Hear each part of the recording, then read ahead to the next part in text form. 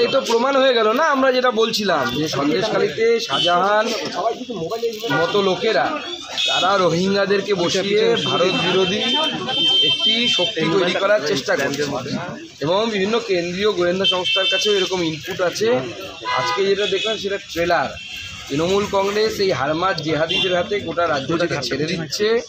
আগামী দিনে বাংলার সব জায়গায় এরকম হবে এবং পশ্চিমবঙ্গ ধীরে ধীরে ভারতবর্ষে আন্তরিক সুরক্ষার জন্য, মানে বর্তমান পশ্চিমবঙ্গ সরকার আন্তরিক সুরক্ষার জন্য ভারতবর্ষের থ্রেট হয়ে যাচ্ছে, বিপদ হয়ে যাচ্ছে।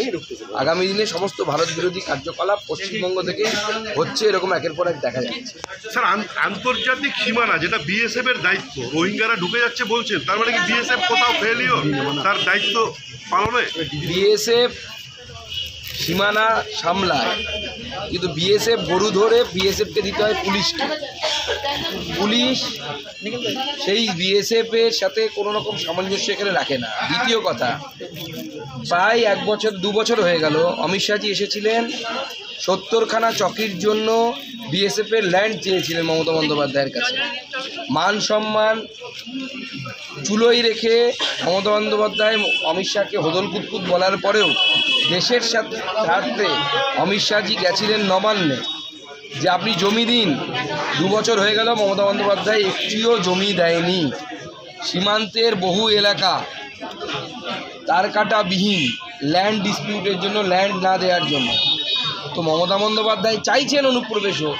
যদি একটি রাজ্যের মুখ্যমন্ত্রী চায় যে অনুপ্রবেশ হোক, রোহিঙ্গা ঢুকুক এবং তার ভোট ব্যাংক তৈরি হোক, তো আপনি কীভাবে আটকাবেন? বিএসএফ কেন, কোনো এসএফই আটকাতে পারে না। চলুন। আজ 5 জানুয়ারি আমরা বাংলা চ্যানেলগুলোতে একটা বিশেষ খবর দেখছি। সকাল থেকে ইডির অফিসাররা একজন সম্ভাব্য দুষ্কৃতীর বাড়িতে হানা দিতে গেছেন, সার্চ করতে গেছেন। তো দেখা গেল কয়েকশো লোক তাদের ঘিরে ফেলেছে, তাদের উপর আক্রমণ করেছে, অফিসারদের মাথা ফাটিয়েছে, শারীরিক নিগ্রহ করেছে, গাড়ি ভেঙেছে এবং ঘন্টার পর ঘন্টা এই ঘটনা চলছে। এটা দেখতে হচ্ছে মানুষকে। জায়গাটা কোথায়? উত্তর 24 পরগনার সন্দেশখালী। সেখানে একজন বিখ্যাত নেতা আছেন টিএমসির, তার ছত্রছায়ায় থাকেন। তিনি রাষ্ট্রবিরোধী সমস্ত গতিবিধির সঙ্গে যুক্ত। সেই শাহজাহান শেখ, যিনি বাংলাদেশ থেকে রোহিঙ্গাদের নিয়ে এসে ক্যাম্প করে রাখেন ওখানে, আর তারপরে দেশের বিভিন্ন জায়গায় ছড়িয়ে দেন যারা নাশকতায় যুক্ত। সেই শাহজাহান শেখ, যিনি বিজেপির 3 জন কার্যকর্তাকে মার্ডারের সঙ্গে যুক্ত, তাদের 2 জনের বডি খুঁজে পাওয়া যায়নি। এখন 3 জনকে খুন করা হয়েছিল। বারবার ওখানে অভিযোগ এসেছে আইলার টাকা লুট, নদীবাঁধের টাকা লুট, পঞ্চায়েতের টাকা লুট, এই ধরনের সমস্ত কাজ এবং স্মাগলিং এর সঙ্গে যুক্ত যারা, আজকে তারা এটা করাচ্ছে। টিএমসি পার্টি, তার নেতারা এর সঙ্গে যুক্ত আছেন। পুরো পশ্চিমবঙ্গ এবং বাংলাদেশ বর্ডারের যে সীমা 10, 15, 20 কিলোমিটার অবধি মুক্তাঞ্চল হয়ে গেছে। সেখানে কোনো আইন নাই, কোনো কানুন নাই, সমস্ত সরকারি টাকা। আজকে আমাদের বাংলার জন্য কালো দিন। যেভাবে দেখলাম সন্দেশখালীতে কেন্দ্রীয় তদন্তকারী সংস্থা ইডি সিবিআইকে যেভাবে অ্যাটাক করা হচ্ছে, আক্রমণ করা হচ্ছে, কারণ কি?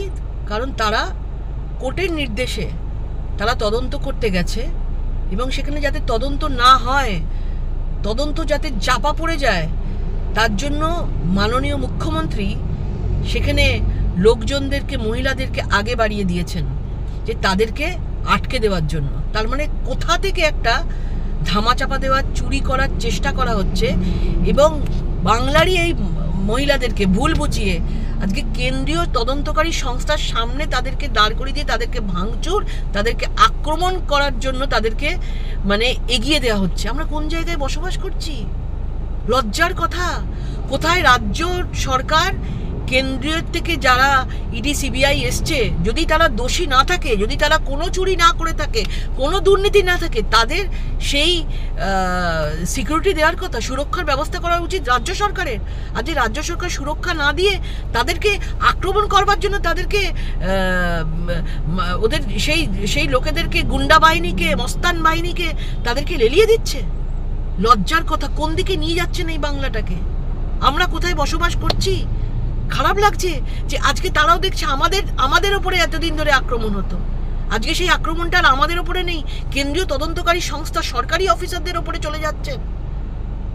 এরপরে দেখবো যে মানে আমাদের এখানে বাংলায় প্রধানমন্ত্রী আসুক কি কেউ আসুক, তারাও সুরক্ষিত নয়। যে কোনো সময় আপনারা যা খুশি করতে পারেন।